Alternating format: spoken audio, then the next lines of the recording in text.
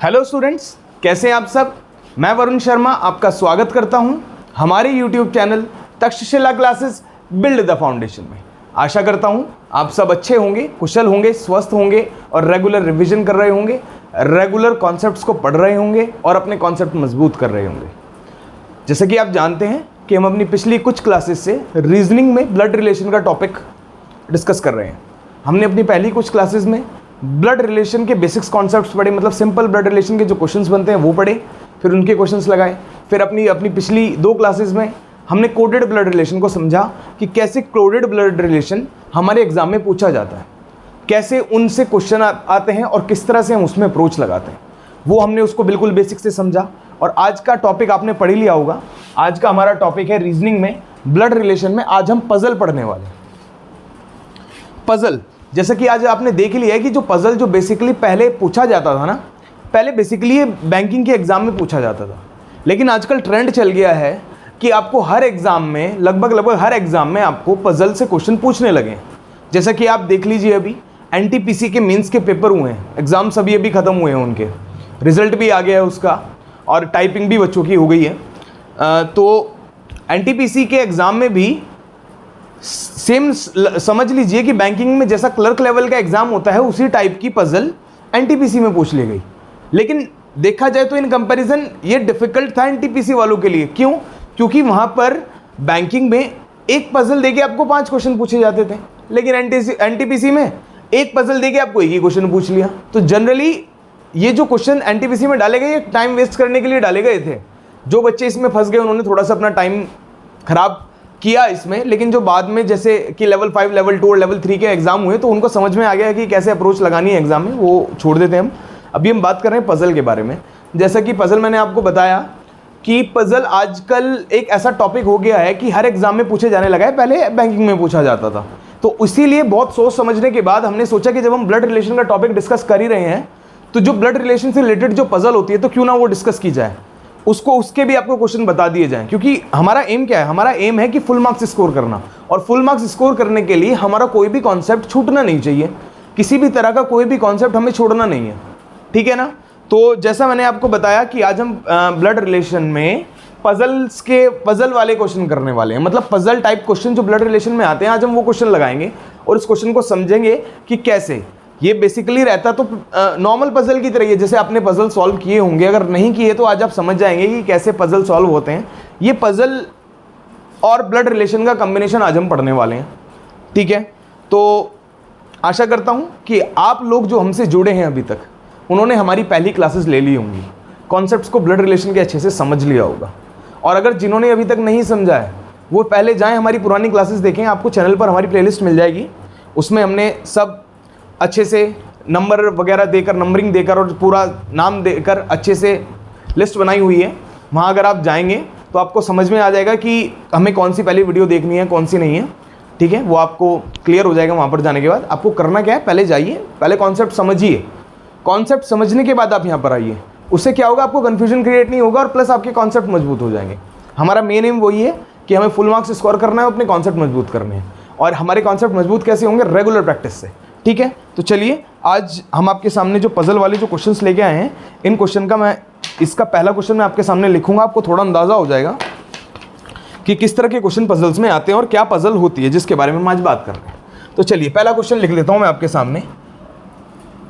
A is the husband of B, husband of B and C, and C is the son of A। उसके बाद है D and E are the children of F। D and E are the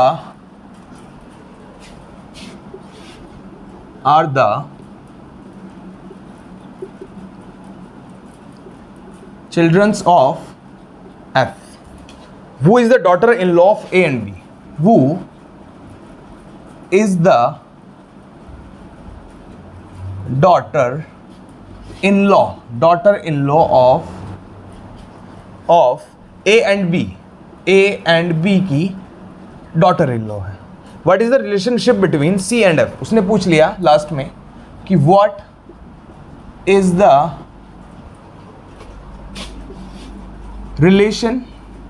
relationship between C and F.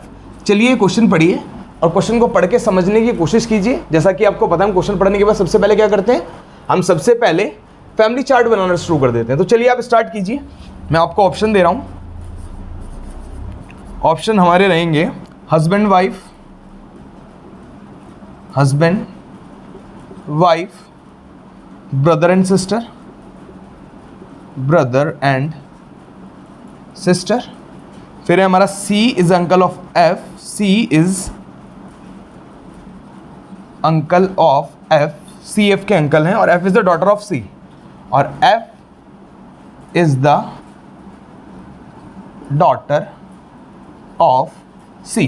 चलिए ये question देखिए, मैंने आपके सामने जो क्वेश्चन लिखा है, ये क्वेश्चन पढ़िए। क्वेश्चन बनाने के बाद सबसे पहले आपको क्या करना होता है, सबसे पहले हमें करना होता है कि हम क्वेश्चन पढ़ने के बाद पहले समझें और समझने के बाद हम उसका फैमिली ट्री बनाना स्टार्ट करते हैं। ये भी क्वेश्चन उसी, क्योंकि है तो टॉपिक ही ब्लड रिलेशन का ही ना, भले ही इसमें हमने पजल ऐड कर दिया है, लेकिन टॉपिक किसका है तो ब्लड रिलेशन का, तो हमें वही पढ़ना है। तो चलिए सबसे पहले देखते हैं।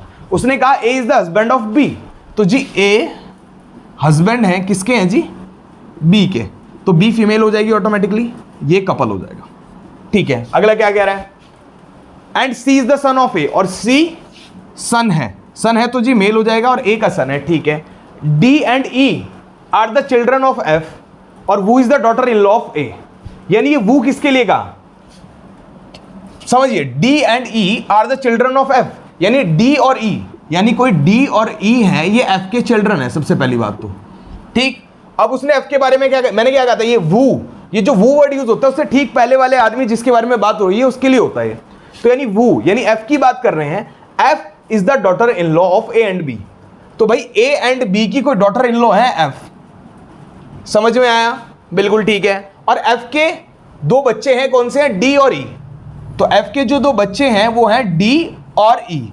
ये मैंने सर्कल में क्यों डाला है, एफ क्योंकि डॉटर इन लॉ है तो ये फीमेल हो जाएगी। ठीक है, अब डी एंड ई इसके बच्चे हैं, तो जी ये इसका सन है और ये डॉटर इन लॉ है, तो ये आपस में क्या पति पत्नी हो जाएंगे कि नहीं हो जाएंगे, अकॉर्डिंग टू द क्वेश्चन हो जाएंगे कि नहीं हो जाएंगे, सर बिल्कुल हो जाएंगे। तो ये हमारा फैमिली चार्ट बना है। क्या हमें डी और ई का जेंडर पता है, नहीं पता है सर, तो चलिए क्या हमें डी और ई का जेंडर पता होना जरूरी है, पहले देख लेते हैं क्वेश्चन में क्या पूछा। उसने पूछा कि what is the relationship between C and F, उसने सी और एफ के बीच में पूछ लिया, तो डी का क्या जेंडर है, ई का क्या जेंडर है, हमें कोई मतलब नहीं, हमें मतलब है सी और एफ से। तो सी एफ और क्या है, सी और एफ हमारे हस्बैंड वाइफ है, ऑप्शन नंबर ए। ठीक है, समझ में आया होगा, आपको थोड़ा अंदाजा मिला होगा कि आज हम किस तरह के क्वेश्चन लगाने वाले हैं। तो चलिए अगला क्वेश्चन करते हैं। आपको थोड़ा अंदाजा हुआ होगा कि पजल एक्चुअल में किस तरह से क्वेश्चन पूछती है। ये एक टाइप से अगर देखा जाए तो ये बेसिक ब्लड रिलेशन का ही क्वेश्चन था, लेकिन इसको पजल कैटेगरी में हम डाल सकते हैं। अभी हम जो क्वेश्चन करने वाले हैं वो थोड़े से कॉम्प्लिकेटेड होने वाले हैं, क्योंकि मैं हमेशा की तरह आपके सामने जो पहला क्वेश्चन लेके आऊँ वो बिल्कुल बेसिक क्वेश्चन लेके आऊँ, जिससे कि हमारे कॉन्सेप्ट्स हमें रिमाइंड हो जाए। ठीक है, तो चलिए अगला क्वेश्चन देखते हैं। अब ये आ रहा है, देखो अच्छा क्वेश्चन, इन अ फैमिली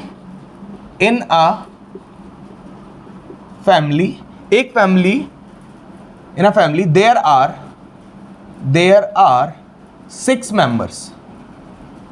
हमें पहले ही बता दिया कि एक फैमिली में 6 मेंबर्स हैं, उनके नाम है A B C D E and F. ठीक है जी, ये वो 6 मेंबर्स हैं। उसने कह दिया कि there are 3 male, there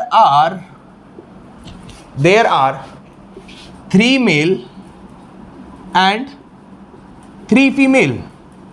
in 6 member से 3 तो जी मेल है और 3 फीमेल है। अब उसने कहा देयर आर 2 फादर्स, मतलब इसमें 2 फादर हैं जी।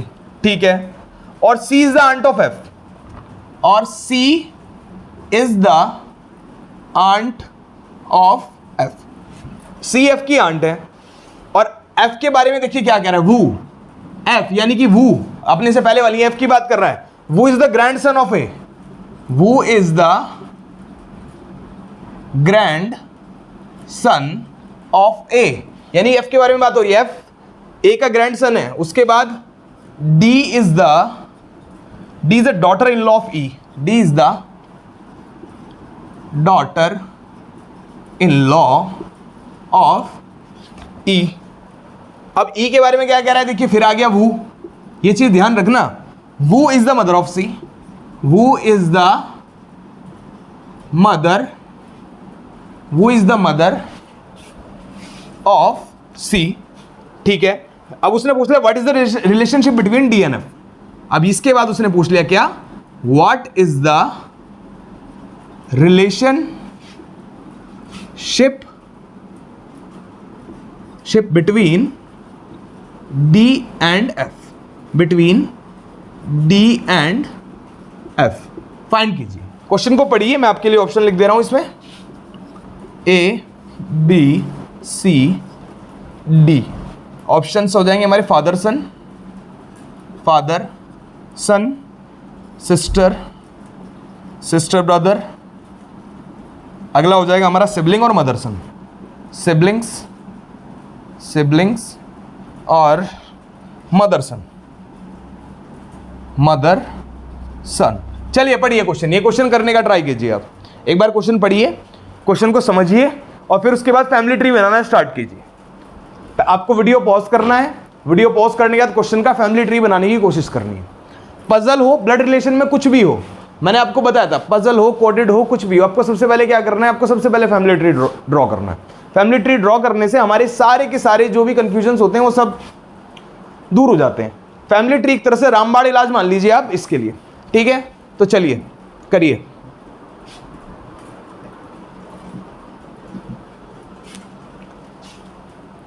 चलिए स्टार्ट करते हैं, अटेम्प्ट कर लिया होगा आपने। चलिए पढ़ते हैं। सबसे पहले उसने मुझे क्या कहा जी, 6 मेंबर है।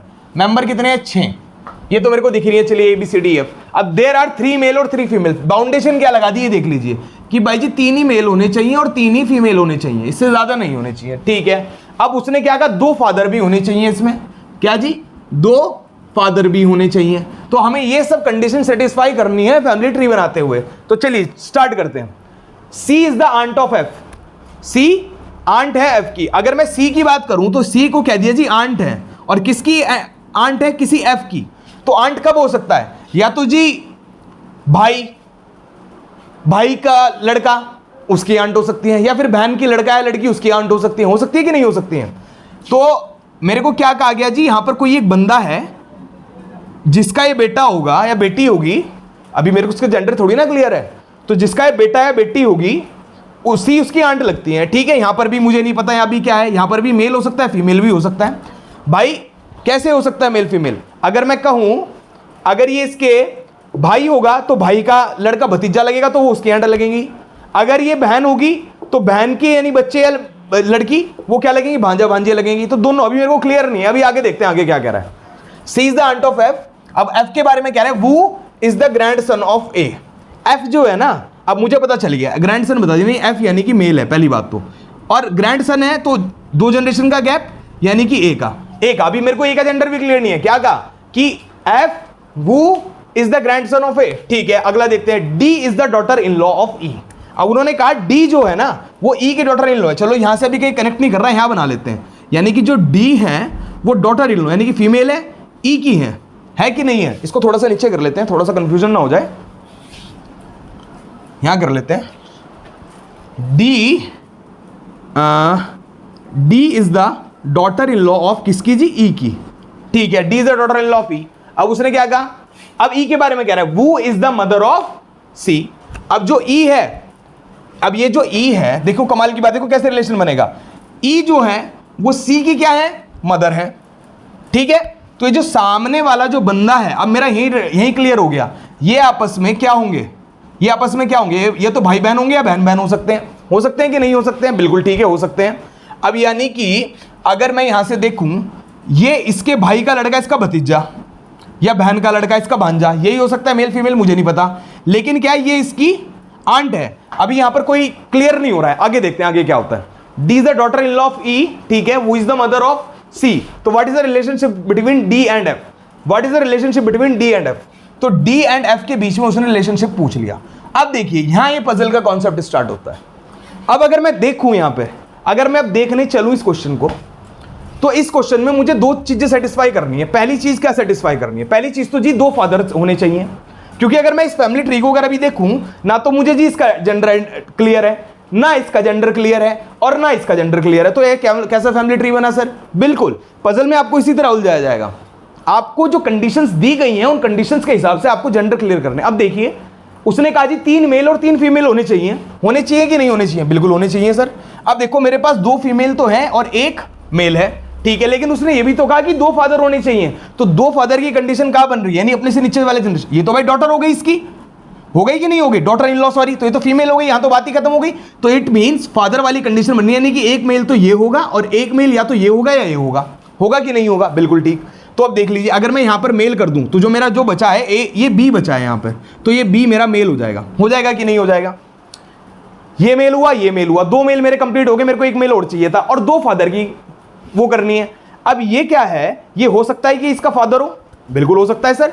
ये इसका फादर हो सकता है कि नहीं हो सकता है? बिल्कुल। जब ये इसकी डॉटर इन लॉ है, ये इसकी डॉटर इन लॉ है, अगर मैं यहां से इन दोनों के बीच में रिलेशन बना दूं, ये देखो, अगर इनको कपल बना दूं ऐसे, क्योंकि मेरे को कंडीशन सेटिस्फाई करनी है सारी। मेरे को क्या करना है? मेरे को सारी कंडीशन सेटिस्फाई करनी है। तो कंडीशन सेटिस्फाई करते हुए मैं क्या कहूंगा कि जी ये जो बंदा बैठा है ये इसकी वाइफ होगी, तभी मेरा कुछ रिलेशन बनेगा, नहीं तो नहीं बनेगा। अब उसने क्या पूछा? वो इज द मदर ऑफ सी। ई जो है वो सी की मदर है। सॉरी, ई का तो जेंडर क्लियर है ना, मैं ई का जेंडर क्लियर है क्या? ये देखिए, ई वो इज द मदर ऑफ सी, यानी कि ई जो है वो सी की क्या है? मदर है। अब यहां से रिलेशन देखो सेटिस्फाई होता है। अब मुझे एक आ गया था कि जो बी है या फिर ये जो बच्चा है, ये जो कोई भी है, इनका रिलेशन इसके साथ क्या है? या तो माता का हो सकता था या पिता का हो सकता था। बिल्कुल ठीक। क्यों बनाया हमने ये रिलेशन ऐसा? क्योंकि क्या ये जो है इसकी क्या लगी? या तो बहन लगेगी या वो क्या लगेगी? या तो बहन लगेगी या भाई लगेगा। ये बी जो है सी का क्या लग सकता है? तो बहन लग सकता है, भाई लग सकता था। लेकिन हमने कंडीशन सेटिस्फाई कैसे की? हमने कंडीशन यहां से पकड़ी कि जी 3 तो मेल होने चाहिए और 2 फादर होने चाहिए। तो 2 फादर कहां बन रहे हैं? एक तो ये और एक यहां पर, मतलब इसी कंडीशन में 2 फादर बन रहे हैं, तो हमने इसको मेल बना दिया।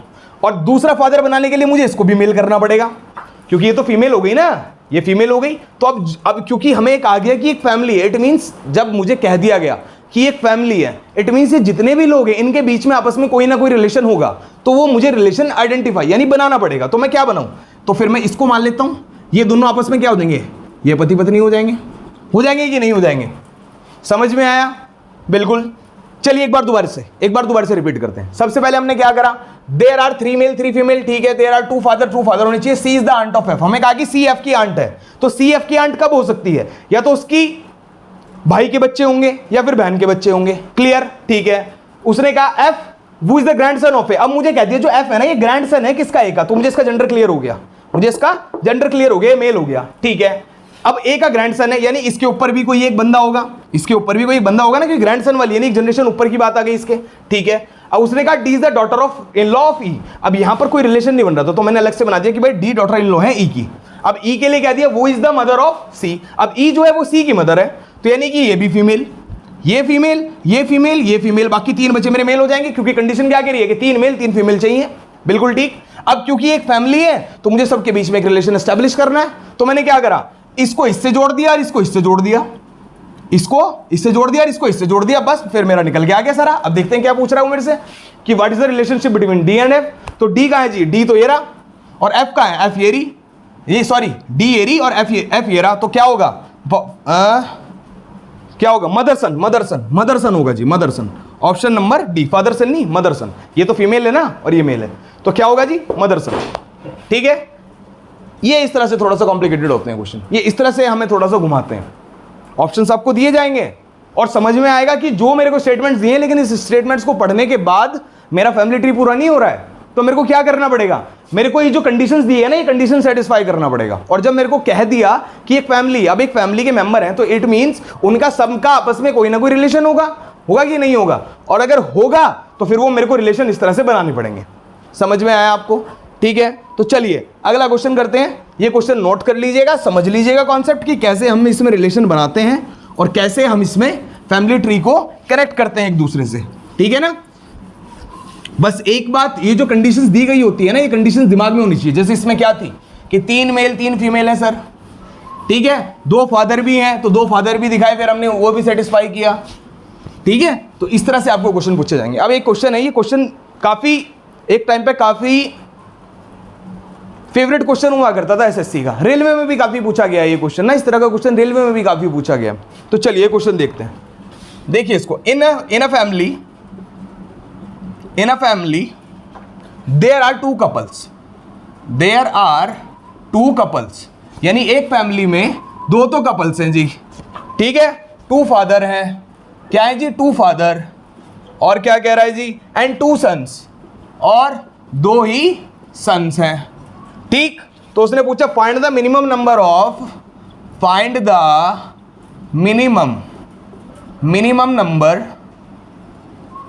Numbers of members in the family,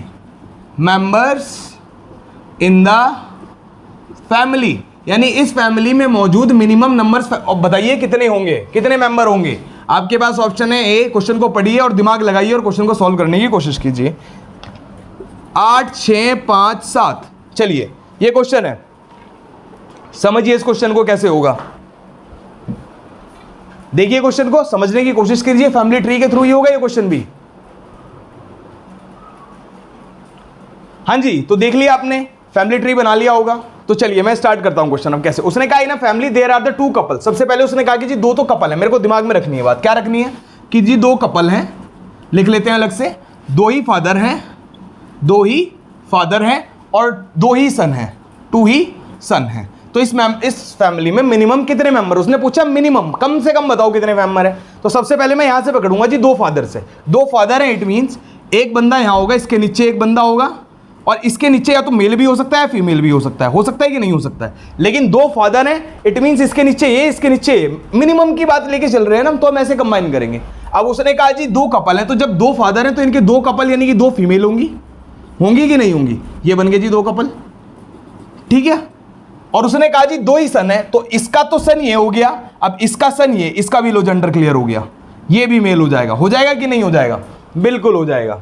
तो देखिए कितने मेंबर्स में खत्म हो गया काम, 5 में ही हो गया सर। अगर अब वो इस क्वेश्चन में मेरे से पूछ लेता जी बताओ कितने मेल हैं, तो मैं गिन लेता जी 3 मेल है, ठीक है। इस तरह के क्वेश्चन में आपको घुमा के दिया जाएगा, लेकिन सॉल्यूशन बहुत सीधा होगा, बहुत सिंपल होगा। आपको कनेक्शन बनाना आना चाहिए। अगर आप कनेक्शन बनाना सीख गए, पजल में क्या है, पजल में यही है कि पजल में कुछ स्टेटमेंट इस तरह दिए जाते हैं उधर उधर कि जिनके बीच में हमें कनेक्शन स्टैब्लिश करना होता है, और कनेक्शन स्टैब्लिश करके हमें ये आंसर निकालना होता है, और क्या है, ठीक है। तो चलिए अगला क्वेश्चन देखते हैं अपना। इस तरह का क्वेश्चन मैंने एक जनरली डाल दिया, लेकिन आजकल काफी टाइम से देखा नहीं है कि किसी एग्जाम में क्वेश्चन पूछा, लेकिन क्या पता पूछ लें, ठीक है। पहले बहुत पूछा जाता था ये क्वेश्चन, इस तरह के बहुत क्वेश्चन पूछे जाते थे। तो चलिए अगला क्वेश्चन करते हैं हम।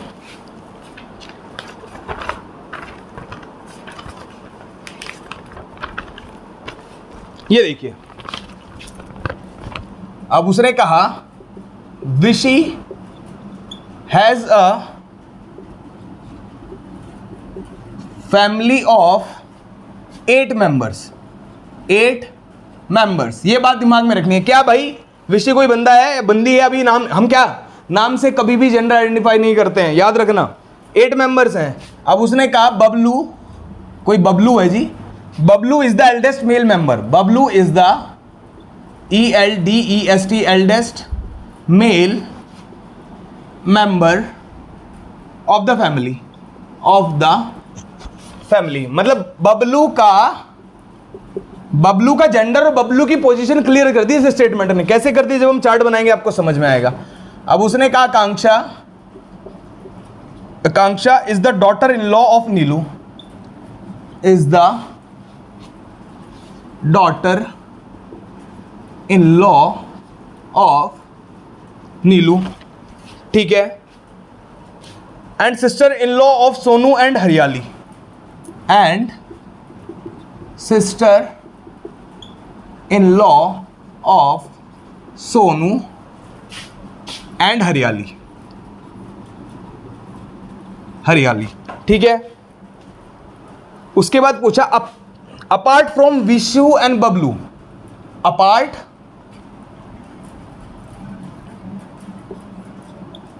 Apart from Vishi and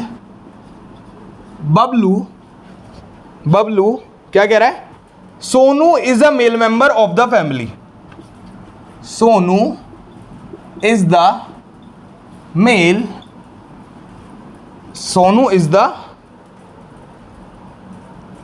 sorry Bablu, only Sonu, यहां लगा लीजिएगा only, only Sonu is the male member of the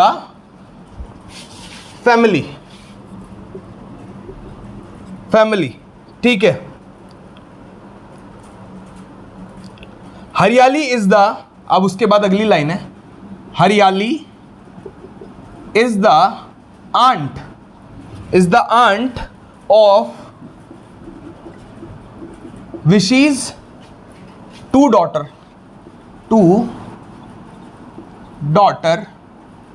Daya and Saba. ये दया टप्पू के पापा गड़ा नहीं है, ये दूसरे वाली दया है, ठीक है।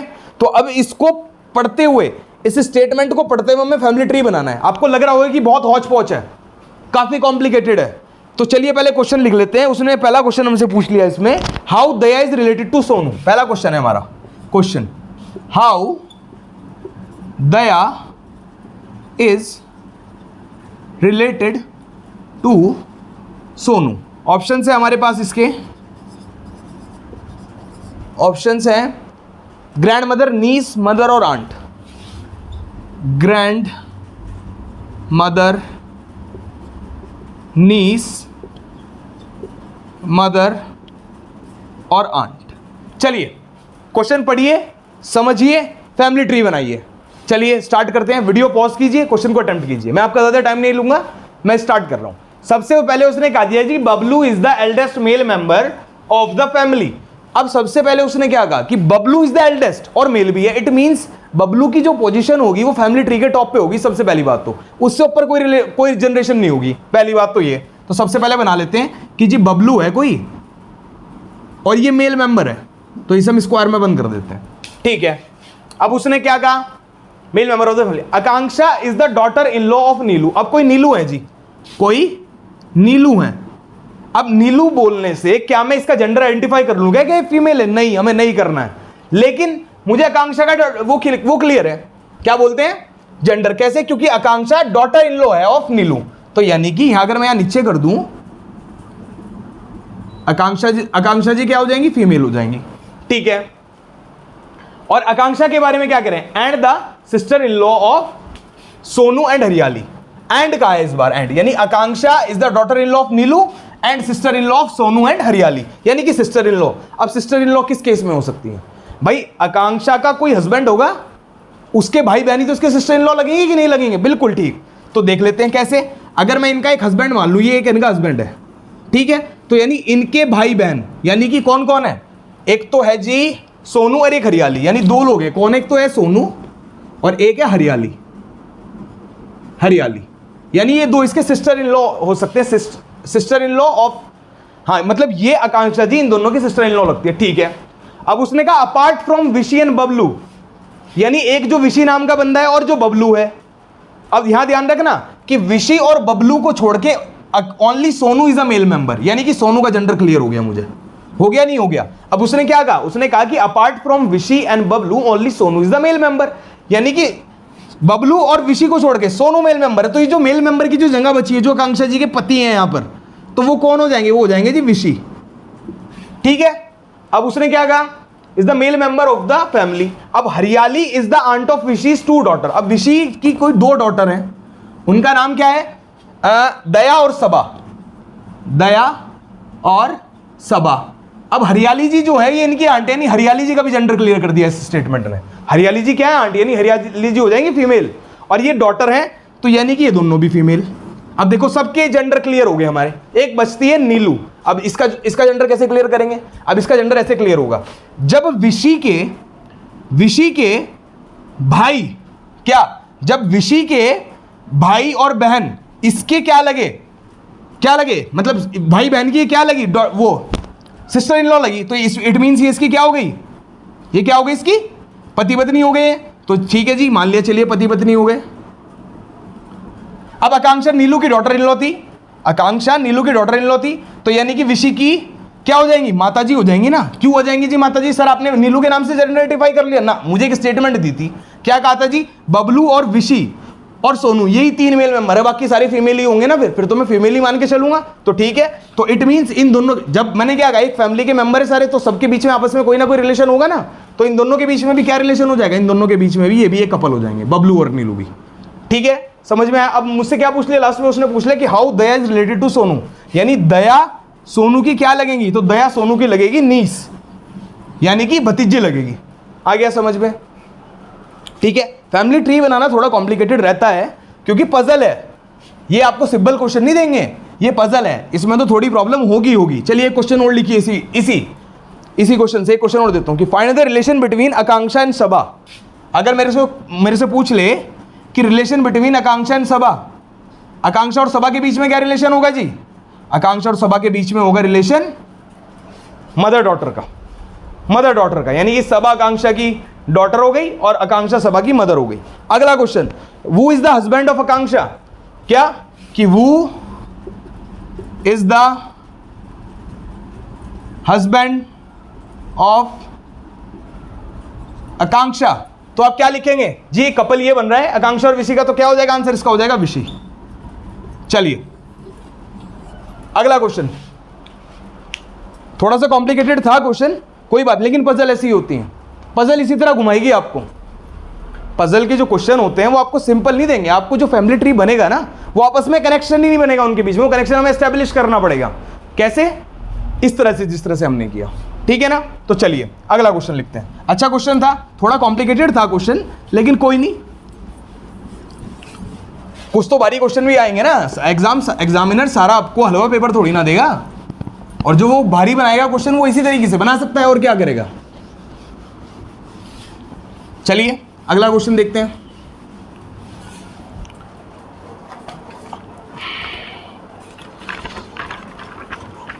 अगला क्वेश्चन है हमारे पास, Q is the father of A and B. Q is the father of A and B. ठीक है, X is the mother of K. X is the mother of K. N is son of A. N is son of A. और N is the only brother of K. N is the only brother of K. अगला है X is the daughter-in-law of P. Daughter-in-law of P. और P has only one daughter and one son. और अगली state में क्या कह रहा है, P has only one daughter and one son. One daughter and one son. ये है क्वेश्चन। ठीक है, इसमें मैं आपके क्वेश्चन लिख दे रहा हूं, इस बार ऑप्शन नहीं दूंगा, मैं आपके 2-3 क्वेश्चन साथ में लिख रहा हूं। पहला क्वेश्चन इसमें पूछ लिया, how K related to Q, how K related to Q. दूसरा इसने पूछ लिया, how K related to B, how K related to B. ये 2 क्वेश्चन है आपके इसके लिए। ठीक है, तो चलिए चार्ट बनाइए। कैसे करेंगे भाई, Q is the father of A and B. सबसे पहले बना लो, क्यू जो है जी वो फादर है किसका, 2 लोग हैं, ए और बी, सेम जनरेशन पे, यानी भाई बहन हो सकते हैं। ठीक है, X is the mother of K। X कोई X है जी, कोई मान लो X है, और ये X जो है मदर है किसकी, K की मदर है, मैंने अलग से बना लिया पहले ही। ठीक है, N is the son of A और N is the only brother of K। अब क्या कहा, N is the son of A, यानी कि N जो है वो क्या है, किसका सन है, A का सन है, सॉरी N जो है वो A का सन है। ठीक है, N is son of A and N is only brother of K। तो देखिए बन गया ना क्वेश्चन, यहां पर कैसे बना, अब ये देखिए इसने कहा, क्या कहा, अब यहां बनेगा, X क्या थी, माता जी थी किसकी, X is the mother of a K। ठीक है, और N ओनली ब्रदर है किसका, K का, एक लौता ब्रदर है। अब ये A का सन N की ब्रदर, N का भाई या बहन K, और के की माता जी कौन है? एक्स। तो ये दोनों आपस में क्या हो जाएंगे? ए और एक्स पति पत्नी हो जाएंगे कि नहीं हो जाएंगे? सबसे पहले यहीं से आइडेंटिफाई हो गया मुझे, ये पति पत्नी हो गए। क्या मेरे को अभी तक के का जेंडर क्लियर है? क्या के का भी कोई जेंडर क्लियर नहीं है। तो x is the daughter in law of P. अब एक्स जो है वो डॉटर इन लॉ है, किसकी है? पी की है। तो जी पी की मान लेते हैं यहां पर, यानी कि ए की माता जी होंगी, ए की माता जी होंगी। और ये क्या हो गया भाई? क्यू था ए और बी के क्या? पिताजी। और जो अब ये कह दिया कि एक्स डॉटर इन लॉ है किसकी? पी की। तो जी पी क्या हो जाएंगी? पी ए की माता जी हो जाएंगी कि नहीं हो जाएंगी? हाँ बिल्कुल हो जाएंगी। तो यानी ये आपस में एक कपल हो गए। ठीक है, ये आपस में एक कपल हो गया। अब उसने कहा P has only one daughter and one son. अब यहां से देखिए क्लियर होता है। उसने कहा कि पी का एक तो डॉटर है और एक सन है, यानी पी और क्यू के दो बच्चे, ये सन है तो ये ऑटोमेटिकली क्या हो गई? ये ऑटोमेटिकली डॉटर हो गई। सबके जेंडर क्लियर, एक छोड़ के के का, एक छोड़ के के का जेंडर हमें नहीं पता चला। अब उसने पूछा हाउ के इज रिलेटेड टू क्यू। क्या हम के का रिलेशन क्यू के साथ बता सकते हैं क्या? सबसे पहले तो मुझे बताओ, क्या हम के का रिलेशन क्यू के साथ बता सकते हैं क्या? इस क्वेश्चन में हम नहीं बता सकते। कैन नॉट बी डिटरमाइंड, हम डिटरमाइन कर ही नहीं सकते। क्यों नहीं कर सकते? क्योंकि जी मुझे जेंडर ही क्लियर नहीं है, मुझे जेंडर ही क्लियर नहीं है। अब डिपेंड करेगा ऑप्शंस पे, अगर ऑप्शन में दिया होगा तो ऑप्शन के देख के हम कर सकते हैं। फिलहाल क्योंकि मैंने ऑप्शन नहीं लिखे तो मैं जेंडर क्लियर ना होने की वजह से डिटरमाइन नहीं कर सकता। अगला क्वेश्चन देखते हैं। How K related to B, same formula.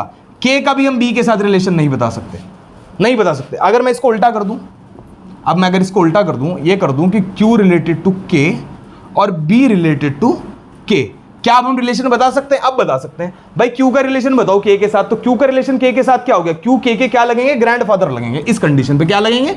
इस कंडीशन में लगेंगे ग्रैंडफादर। आया समझ में? बिल्कुल आया सर। अच्छा, और अगर अब मैं यहां से देखूं तो बी के की क्या लगेगी? तो भाई बी के की लगेगी आंट, इस जगह पे लगेगी आंट। ठीक है, तो चलिए अब मैं थोड़ा सा एक इसी क्वेश्चन पे मैं आपको एक क्वेश्चन पूछता हूं, सेम इसी उस पे जो स्टेटमेंट मैंने आपको दिए, जो ट्री बनाया, इस पे क्वेश्चन पूछता हूं और आपको ऑप्शन देता हूं, उसका आंसर करने की कोशिश करना आप। विच of the following needs, which of the following needs to be true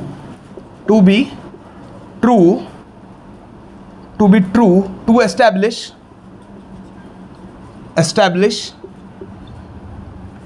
that K is a daughter of X, that K is a daughter of X।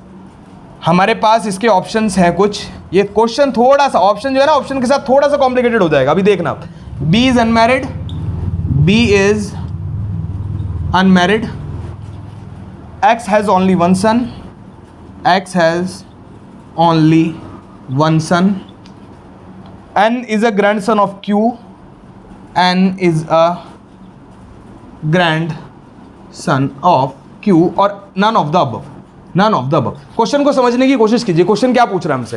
Question हमसे क्या पूछ रहा है पहले ये देखिए आप। क्वेश्चन हमसे पूछ रहा है कि, चलिए पहले क्वेश्चन पढ़ लीजिए आप, एक बार क्वेश्चन पढ़ लीजिए। क्वेश्चन पढ़िए, समझने की कोशिश कीजिए, फिर मैं आपको समझाऊंगा। हाँ जी, तो पढ़ लिया क्वेश्चन आपने? क्या था क्वेश्चन? उसने पूछ रखा है, क्वेश्चन को समझिए पहले। उसने पूछा कि which of the following needs to be true, यानी कि जो स्टेटमेंट आपको दिए गए हैं इनमें से कौन सा स्टेटमेंट ट्रू होना चाहिए to establish that the K is the daughter of X। मतलब K डॉटर बन जाए X की, इसमें से ऐसा कौन सा स्टेटमेंट है जो ट्रू होना चाहिए? तो चलिए पढ़ते हैं। पहला क्वेश्चन, B इज अनमैरिड, तो क्या B के मैरिड या अनमैरिड होने से K की डॉटर होने, K X की डॉटर बन जाए, इसमें कोई फर्क पड़ेगा? नहीं पड़ेगा। अगला देखते हैं, X has only one son, X has only one son, यानी कि X के दो बच्चे हो गए। और अगर हमने ये स्टेटमेंट कह दी कि X हैज ओनली वन सन, तो it automatically makes K is the daughter of X। ठीक है, समझ में आया आपको? आशा करता हूं आज मैंने जो आपको क्वेश्चन कराए होंगे आपके बहुत अच्छे लगे होंगे। आपको करना क्या है? प्रैक्टिस करनी है, रेगुलर रिवीजन करना है। जब आप रेगुलर रिवीजन करेंगे, रेगुलर प्रैक्टिस करेंगे, तो क्या होगा? आपके कॉन्सेप्ट मजबूत होंगे। प्रैक्टिस, मैंने क्या कहा? रेगुलर प्रैक्टिस करेंगे। एक स्टेटमेंट है व्हाट, कि practice makes a man perfect. भूल जाइए, गलत थॉट है, डिसमेंटल दिस थॉट। इस बिलीफ सिस्टम को भूल जाइए, ऐसा नहीं होता है। No one can be a perfect, कोई भी इंसान कभी परफेक्ट नहीं बन सकता। Only practice gives you improvement, practice आपको इंप्रूवमेंट देती है, आपको कल से बेटर बनाती है। ये बिलीफ सिस्टम जो लोगों में है कि practice makes a perfect, no one can be perfect, only practice gives you improvement. तो हमें करना क्या है? Practice and practice and practice, and that will make you a better and better and better. ठीक है, तो आशा करता हूं कि आज जो हमने आपको कंटेंट दिया है ये आपको अच्छा लगा होगा, और अगर आपको अच्छा लगा है तो प्लीज हमारे चैनल को लाइक करें, शेयर करें, सब्सक्राइब करें, ज्यादा से ज्यादा लोगों को जोड़ने की कोशिश करें। इसी के साथ आज की हमारी इस क्लास को यहीं पे खत्म करते हैं और मिलते हैं आपको हमारी अगली क्लास में। नमस्कार, जय श्री राम।